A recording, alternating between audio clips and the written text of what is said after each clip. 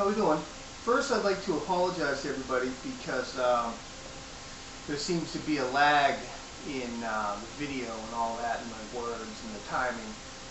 I have a cheap camera, so that's all I can afford right now. I asked Santa for a new one for Christmas. We'll see. I think I've been a good boy. I'm not sure. But anyway, I wanted to talk to you today about, I did a video a little while ago about the jobs and Barack Obama's job summit and all that. But I wanted to try to put all this into perspective for you in what he's doing, what he's all about.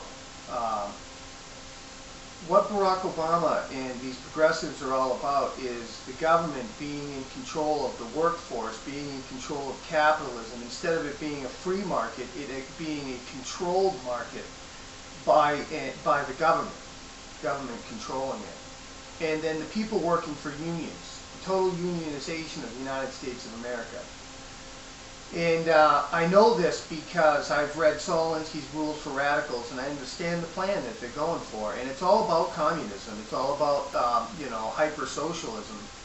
And capitalism will be there, but it will no longer benefit the many. It will benefit the few. Corporations and governments is what it ultimately will benefit.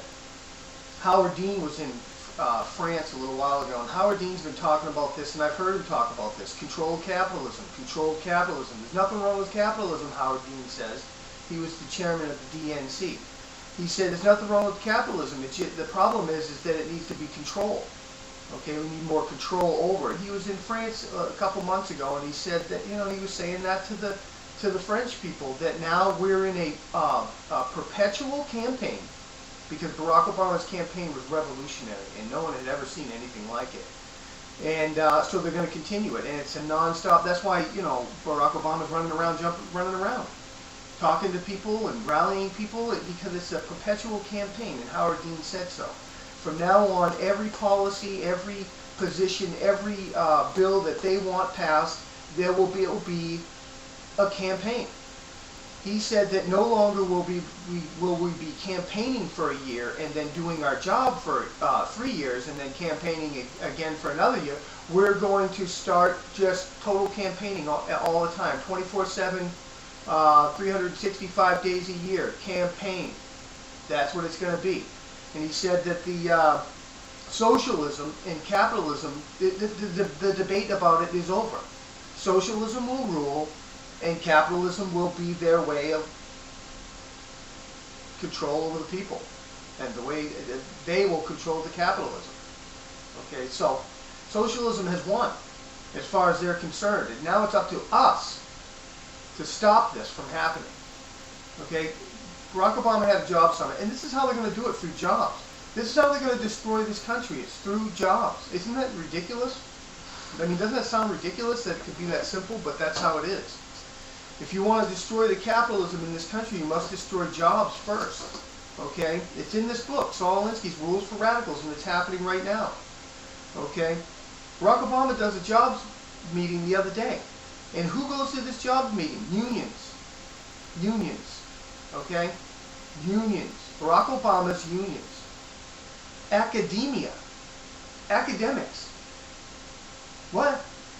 In government. And media. That's who was at this job summit. There was no Chamber of Commerce.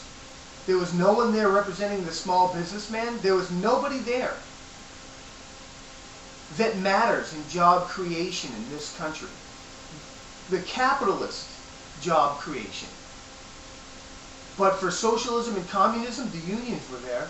Academia was there. Okay, do you understand that? The communists in our colleges were there.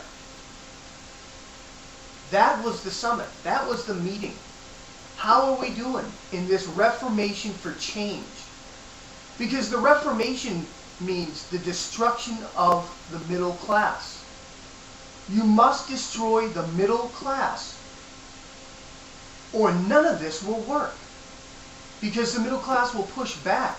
Because ultimately the middle class must lose everything in this plan. for the middle class to actually go along with this, because they're diverting the responsibility for what's happening to these people to Wall Street and the corporations, when actually it is them that is doing it, stifling growth through just the threat of cap and trade. Cap and trade doesn't even have to come into effect, but the threat of it possibly coming to fruition is stifling growth. No one's going to grow with this thing hanging over their head. Nobody. This healthcare deal, nobody's going to hire people with this hanging over their head. Nobody. The tax cuts that are about ready to, the push tax cuts that are about ready to end, nobody is going to grow when they know that taxes are going up. And he knows this. But yet, he's out there saying that jobs are his most important thing. Okay? It's misdirection. This book, Saul Alinski's Rules for Radicals, all of this is in this book. Okay? He's destroying it through jobs. Listen, I just want to read something from this book real quickly. I'm not the best reader, so just bear with me. Please. The revolution was effected before the war commenced, John Adams wrote. The revolution was in the hearts and minds of the people. This radical change in principles, opinions, sentiments, and affections of the people was the real American Revolution.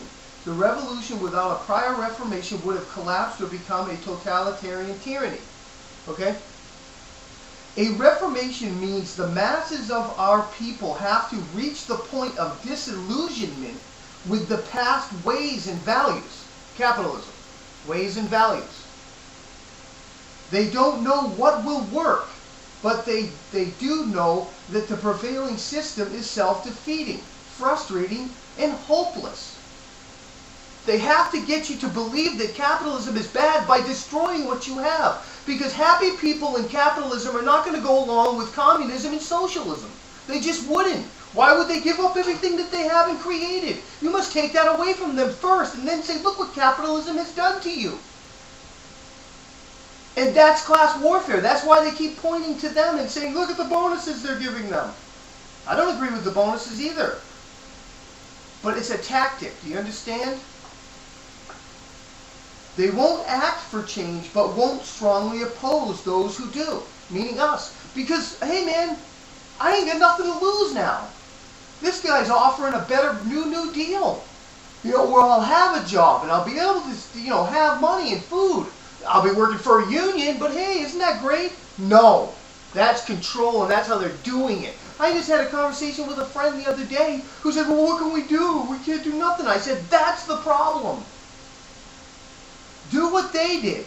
Organize. Get with organizations. 912. Any organization that stands for the Constitution, get with them. Join something. If only on the computer for now, but go to the rallies. These are the ways that you win. You do what they did. They organized. This book is all about organizing.